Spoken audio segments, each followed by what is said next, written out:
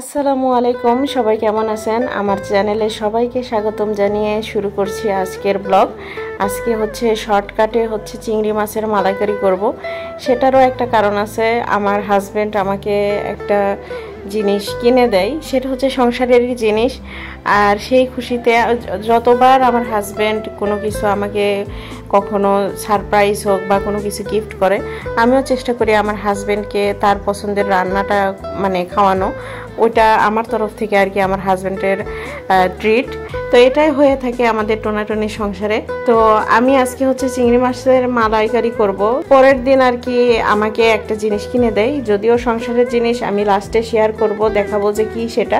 আমি কিন্তু ব্লেন্ডারে দেখতেই পেলেন পেঁয়াজ, টমেটো, তারপর আদা রসুন একবারে ব্লেন্ড করে নিছি যাতে শর্টকাটে হয়ে যায়।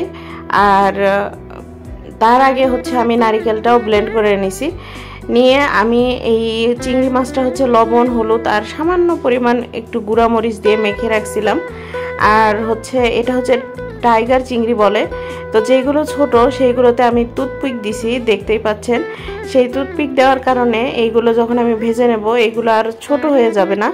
এই যে এটা যেমন আমি টুথপিক দেই নাই, যার কারণে এটা যখন আমি ভেজে নেব দেখা যাবে এটা আরও ছোট হয়ে যাবে। তো যাই হোক, আমি আগে এটা সুন্দর মতো ভেজে নেব। বেশি আবার ভাজি করব না, একটু 1 মিনিট ভাজি করে নেব আর কি। তারপরে আমি যেটা ব্লেন্ডারে ব্লেন্ড করছিলাম পেঁয়াজ, টমেটো, আদা রসুন, এই পেস্টটা আমি দিয়ে দেব। তার আগে আমি একটা তেজপাতা, 2 টুকরা দারুচিনি আর 3টা এলাচ, এটা আগে ফোড়ন দিলাম। দিয়ে এরপরে আমি এই পেঁয়াজ, টমেটো আর আদা রসুনের পেস্ট যেটা, সেটাও দিয়ে নেব। অনেকে আসলে জিরাটা আস্ত জিরা দেয় না, তবে আমার কাছে আস্ত জিরা পার্সোনালি অনেক ভালো লাগে। আমার বিল্ডিংয়ের 4 তলাতে উপর তলায় কাজ চলতেছে।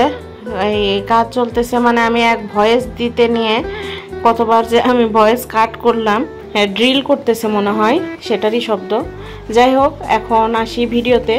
আমি এখন এটা সুন্দর করে ভেজে নেব। এই মশলাটা কিন্তু খুবই ভালো করে ভেজে নিতে হবে, যাতে মশলার কোনো কাঁচা গন্ধ না থাকে। মশলার ভিতরের পানি পুরোটাই শুকিয়ে নেব।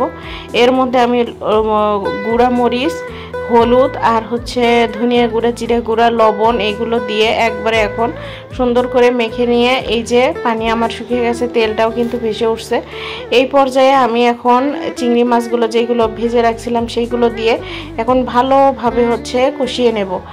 এখন এখানে অল্প একটু পানি দেব, বেশি পানি দেব না, অল্প পরিমাণে পানি দিয়ে এটা সুন্দর করে একটু মশলাটা কষিয়ে নেব। তারপরে মশলা কষানোর পরে সুন্দর একটা ফ্লেভার আসে। সেই সময় আপনার যদি মনে হয় যে পানি আমি আর একটু দিতে পারি, তাহলে আপনি দিতে পারেন। চিংড়ি মাছের মালাইকারি কিন্তু আহামরি কোনো কিছু না। এই মশলাটা যদি আপনি সুন্দর করে কষাতে পারেন, তাহলে চিংড়ি মাছের মালাইকারি অনেক টেস্টি হয়। আমি যে পানি পরিমাণটা দিয়েছি সেখানে আর আমি পানি কোনো অ্যাড করি নাই। সেই পানিতেই আমি এখন এই যে নারকেলটা, আমি অনেকেই দেখা যায় নারকেল ব্লেন্ড করার পর এটা চেপে নিয়ে শুধু আপনার নারকেলের দুধ যেটা সেটা দেয়, কিন্তু আমি আর এক্সট্রা ওইটা না করে একবারে ব্লেন্ড করছি, এমনভাবে পেস্ট করছি যাতে একবারে ক্রিমের মতো হয়ে যায়। তো ওইভাবেই আমি পেস্ট করে নিছি। নারকেলের দুধটা ভালোভাবে কষিয়ে নেওয়ার পর আমি কয়েকটা কাঁচামরিচ, আস্ত কাঁচামরিচ দিয়েছি। আর তারপরে আমি একটু বেরেস্তা উপরে ছিটিয়ে দিয়েছিলাম। এই হয়ে গেল আমার চিংড়ি মাছের মালাইকারি। আর আমার হাজব্যান্ড এইটাই আমার জন্য, এটাই আমাকে কিনিয়ে দেয়। এটা একটা ছোট্ট একটা মিক্সশেপ, এটা আমার প্রয়োজন ছিল। আর পাশের বাসার একটা আপু, তিনি আমার জন্য আইসক্রিম নিয়ে আসে, সেটাই এখন আমার হাজব্যান্ড আর আমি দুইজন মিলে ভাগ করে খাবো। তো সবাই ভালো থাকবেন। আল্লাহ হাফেজ, আসসালামু আলাইকুম।